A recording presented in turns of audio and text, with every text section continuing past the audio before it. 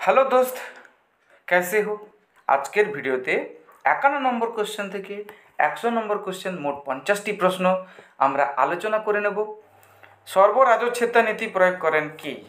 সর্বরাজচ্ছেদ্যা নীতি প্রয়োগ করেন সমুদ্রগুপ্ত। গুপ্ত বংশের প্রকৃত প্রতিষ্ঠাতা কে ছিলেন?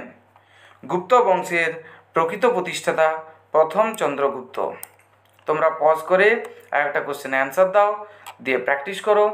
বেদ কয় প্রকার? বেদ 4 প্রকার, 6 প্রকার, 10 প্রকার, 3 প্রকার। তাহলে বেদ 4 প্রকার কি কি? ঋক্সাম, যজু, অথর্ব, সবাই জানে এটা। বেদাঙ্গের সংখ্যা 6টি। ঋগ্বৈদিক সমাজে গুরুত্বপূর্ণ স্থান অধিকার করে আছে গরু, কুকুর, বিড়াল, হাতি। এই সময় সবচেয়ে বেশি ইম্পর্ট্যান্ট অ্যানিমাল ছিল গরু, কাউ। মৌর্য বংশের শেষ রাজা কে? বৃহদ্রথ। সঠিক উত্তর কী হবে? বৃহদ্রথ। তারপরে মৌর্য বংশের প্রতিষ্ঠাতা কে ছিলেন? মৌর্য বংশের প্রতিষ্ঠাতা ছিলেন চন্দ্রগুপ্ত মৌর্য। পরে প্রশ্ন, সীতা, ভাগ, বলি, কর এই 4 প্রকার ভূমি রাজস্বের উল্লেখ আছে কোথায়? ইন্ডিকাতে, না হর্ষচরিত গ্রন্থে, না অর্থশাস্ত্রে, নাকি ঋগ্বেদে? এটি অর্থশাস্ত্রে বলা আছে। মেগাস্থিনিসের মতেই তৎকালীন ভারতীয়রা কয়টি শ্রেণীভুক্ত ছিল? মেগাস্থিনিসের মতে 7টি। কুষাণরা কোথাকার যাযাবর জাতি? কুষাণরা মধ্য এশিয়ার যাযাবর জাতি। কোথাকার? মধ্য এশিয়ার। ঐতিহাসিক স্মিথ কাকে ভারতের নেপোলিয়ান আখ্যা দেন? সমুদ্রগুপ্তকে ভারতের নেপোলিয়ান হিসাবে আখ্যা দেন। প্রথম সার্বভৌম বাঙালি রাজা কে? প্রথম সার্বভৌম বাঙালি রাজা কে? তিনি হলেন শশাঙ্ক। হিউয়েন সাং কার সময়ে ভারতে আসেন? হিউয়েন সাং হ দিয়ে শুরু হয়েছে, হর্ষবর্ধন হ দিয়ে শুরু হয়েছে। ব্যাস, তাহলে হিউয়েন সাং কার সময় এসেছিলেন? হর্ষবর্ধনের সময়। এটা তো মনে রাখা সোজা। কে বিক্রমশিলা মহাবিহারের প্রতিষ্ঠা করেন? বিক্রমশিলা মহাবিহারের প্রতিষ্ঠাতা হলেন ধর্মপাল। খুব ইম্পর্ট্যান্ট কিন্তু একটা কোশ্চেন, হ্যাঁ। তারপরে ইলোরার কৈলাস মন্দির কোন রাজবংশে নির্মিত? ইলোরার যে কৈলাস মন্দির, এটা রাষ্ট্রকূটরা নির্মাণ করেছেন। বুদ্ধের মহাপরিনির্বাণের স্থান কোনটি? অর্থাৎ বুদ্ধ কোন জায়গায় দেহত্যাগ করেন? মহাপরিনির্বাণ কথার অর্থ তিনি দেহত্যাগ কোথায় করেন? সঠিক উত্তর তাহলে কী হবে? কুশীনগর। কে সম্রাট অশোককে? সম্রাট অশোককে কে বৌদ্ধ ধর্মের প্রতি অনুরক্ত করেন? আগে অশোক ছিলেন চণ্ডাশোক, পরে পরিণত হয়েছিলেন ধর্মাশোক। তো উপগুপ্ত নামে একটা লোক, একে চিনে রাখো, এই কিন্তু সম্রাট অশোককে বৌদ্ধ ধর্মের প্রতি অনুরক্ত করেন। শ্রাবণ বেলাগোলা কোন ধর্মের মানুষের তীর্থস্থান? এটা জৈনদের তীর্থস্থান। নিম্নলিখিতদের মধ্যে কে বলেছেন ভারতের কৃতদাস প্রথা ছিল না? এটা মেগাস্থিনিস বলেছিলেন আমাদেরকে, সেখান থেকে আমরা জানতে পারলাম না ভারতের কৃতদাস প্রথা ছিল না। মেগাস্থিনিসের কথা অনুযায়ী গঙ্গা ও সোন নদীর সঙ্গমস্থলে কে দুর্গ নির্মাণ করেছিলেন যেন? অজাতশত্রু, নাকি শিশুনাগ, উদয়ন, বিম্বিসার? সঠিক উত্তর কী হবে? উদয়ন। তাহলে গঙ্গা ও সোন নদীর সঙ্গমস্থলে দুর্গের উদয় করেছিলেন উদয়ন। অশোকের রাজ্যাভিষেক কবে ঘটেছিল? অশোকের রাজ্যাভিষেক কবে ঘটেছিল? 269 খ্রিস্টপূর্বাব্দ। কে সম্রাট অশোককে বৌদ্ধ ধর্মে দীক্ষিত করেন? কে সম্রাট অশোককে বৌদ্ধ ধর্মে দীক্ষা দিয়েছিলেন? সেই উপগুপ্ত। কবে থেকে শকাব্দ প্রবর্তিত হয় জানো? 78 AD, 78 খ্রিস্টাব্দ, মানে হচ্ছে খ্রিস্ট জন্মের পরে। এটা কবে থেকে? গুপ্তাব্দ প্রবর্তিত হয়েছিল। গুপ্তাব্দ প্রবর্তিত হয়েছিল 120 AD, মানে খ্রিস্টাব্দ। কুষাণ রাজাগণ কোন জাতির শাখা ছিলেন? হিউংনু, শক, পার্থিয়ান, ইউচি? সঠিক উত্তর হবে ইউচি।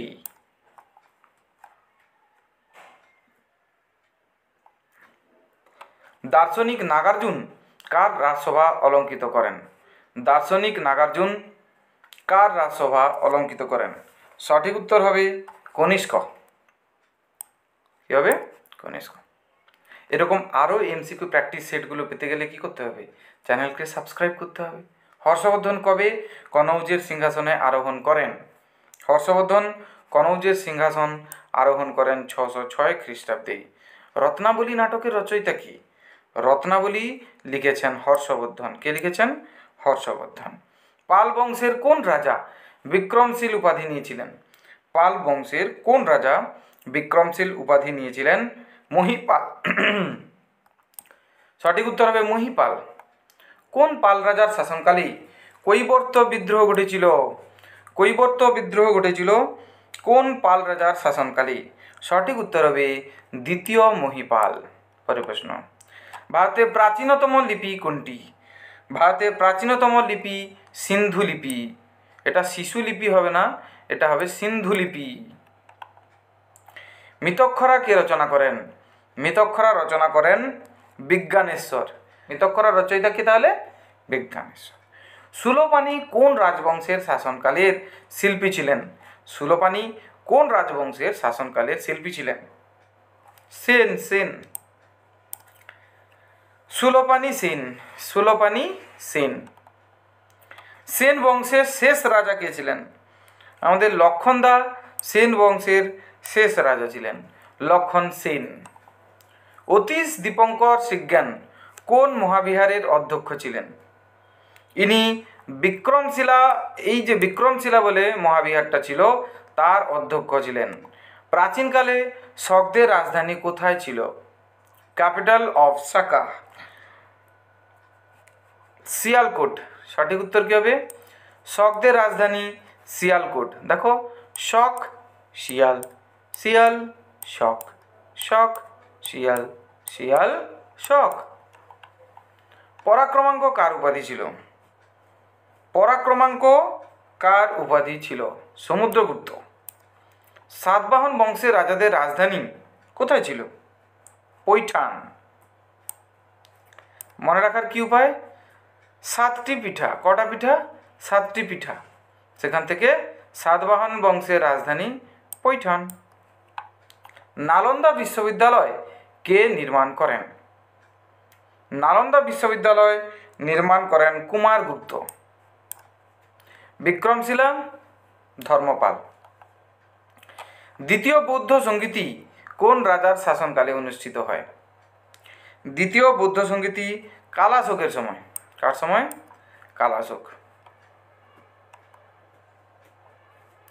চতুর্থ বৌদ্ধ সংগীতি কোন স্থানে অনুষ্ঠিত হয়েছিল? পুরুষপুর। সঠিক উত্তর কী হবে? পুরুষপুর। গুপ্ত বংশের শেষ সম্রাটের নাম কি? দেখো, গুপ্ত বংশের শেষ সম্রাট কি? এটা বুধগুপ্ত না হয়ে বিষ্ণুগুপ্ত করলেই বেশি ভালো হবে। বুধগুপ্ত হবে না, গুপ্ত বংশের শেষ সম্রাট বিষ্ণুগুপ্তকে ধরা হয়। মেগাস্থেনিস কার দূত হয়ে ভারতে আসেন? মেগাস্থেনিস সেলুকাসের দূত হয়ে ভারতে আসেন। প্রথম জৈন তীর্থঙ্কর কে ছিলেন? প্রথম জৈন তীর্থঙ্কর ঋষভদেব। কোন পশুর সঙ্গে হরপ্পা সভ্যতার মানুষের পরিচয় ছিল না? সঠিক উত্তর হবে ঘোড়া। মেগাস্থেনিস পাটলিপুত্রের পৌরশাসন ব্যবস্থায় কয়টি বিভাগের কথা লিখেছেন? তিনি 6টি বিভাগের কথা লিখেছেন। রুদ্রদামনের জুনাগড় লিপি কোন ভাষায় লেখা? এটি সংস্কৃত ভাষায় লেখা। তাহলে রুদ্রদামনের জুনাগড় লিপি কোন ভাষায় লেখা? সংস্কৃত ভাষায়। এখান থেকে আরেকটি প্রশ্ন আসতে পারে যে জুনাগড় লিপি কার লেখা? রুদ্রদামনের। রামচরিত মানস দাস কোথায়? মানস দাস, তার মানে তুলসী দাস। কিরাতার্জুনীয়ম গ্রন্থের লেখক কে? কিরাতার্জুনীয়ম গ্রন্থের লেখক ভারবী। কে হবে? ভারবী। দশকুমার চরিত এর লেখক কে? দশকুমার চরিতের লেখক কে? এখানে কে হবে না, তাহলে এখানে কেটা বাদ। দশকুমার চরিতের লেখক কে? দণ্ডিন। সঠিক উত্তর দণ্ডিন। দশকুমার চরিত কার লেখা? দণ্ডিনের লেখা। ব্যাস এতদূর পর্যন্ত। Thank you.